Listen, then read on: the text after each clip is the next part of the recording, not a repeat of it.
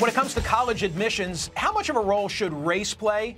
That question back in the news this week. For the first time in Harvard University's history, the majority of students accepted into the incoming freshman class identify as non-white, 50.8% to be precise. But at the same time came news that the Department of Justice is investigating allegations the school is denying places to qualified Asian American students. Vijay Jojo Chokal-Ingam, now the head of admissions consultant at Interview SOS, has a unique experience with this topic. An Indian American, he realized the only way that he would be accepted at med school would be to pass as black. He chronicled his experiences in his book, Almost Black, the true story of how I got into medical school by pretending to be black. Vijay Jojo Chokal-Ingam joins me now. So you were studying statistics at the University of Chicago, and you say to yourself, I don't stand a chance with my 3.1. What did you do? Well, I shaved my head, I trimmed my eyelashes, and I decided to join the organization of black students so I could apply to medical school as a black man. I also used my middle name, Jojo.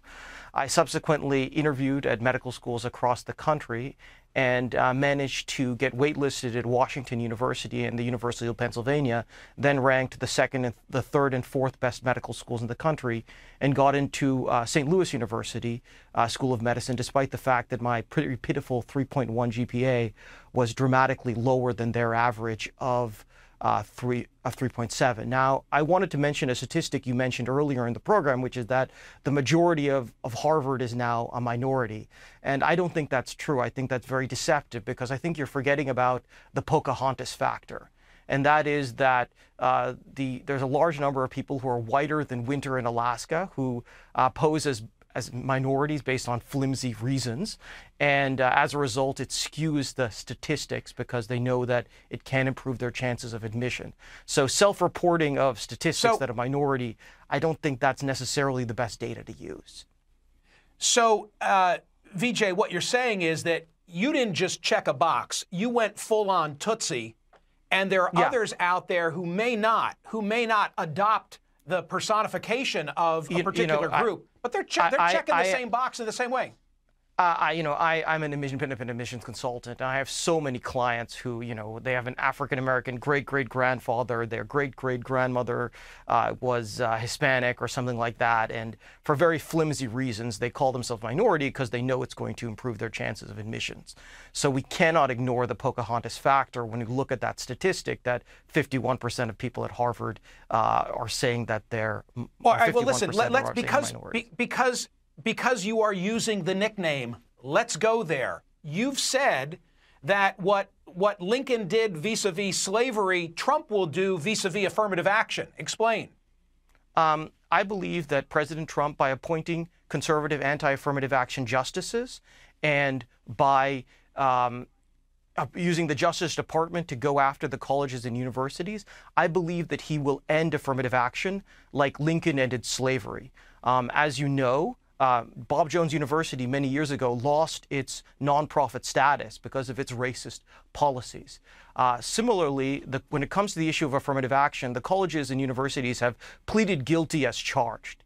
They publicly endorsed racial discrimination in the form of affirmative action in the Fisher case. Therefore, the Trump Justice Department could use, with the change in the Supreme Court, could effectively force the universities to end their racist affirmative action policies by forcing them to lose their federal funding. So, as I said, President Trump will end affirmative action like Lincoln ended slavery.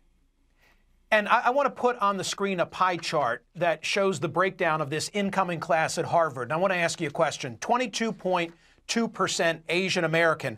How many Asians are too many Asians for the Harvard incoming class? Should there be any limit whatsoever? What if on the merits, if you go by GPA and SAT score, you could fill the entire class at Harvard with Asian Americans? Should they do so? Okay. First of all, there is the multifactorial admissions process. There are 9 criteria, including grades, test scores, letters of recommendation, essays. So I'm not saying that grades and test scores should be the only consideration. The second thing is data can easily be manipulated. I'm a CFA charter holder, but I can assess that. But the simple point is that as an Asian American it is harder to get into college or graduate school than any other racial category. In every place where the data is available, it is consistently harder for an Asian American to get in. I used the example earlier of medical school admissions, where it was 50% easier to get into medical school as an Asian American compared to an African American. So statistical data, there is no rationalization for racism. Affirmative action is a system of legalized racism. It is a racial classification system that changes people's chances of admission to college or graduate school, and there is no justification for it. But Vijay, you understand the point that I'm trying to make, which is to say that from the perspective of the admissions office, they are seeking to assemble a diverse student body. And if Asians on the merits could dominate the class, they might not want to do that because that therefore detracts from the ability of having equal representation of all groups. You get the final word as long as you make it quick. I'm glad that you brought up that point. I had the opportunity to go to UCLA, which is a school that doesn't practice affirmative action in admissions. We had a diverse class of African Americans, Hispanics, Asian Americans, and whites with a rich educational experience without practicing racial discrimination in the form of affirmative action.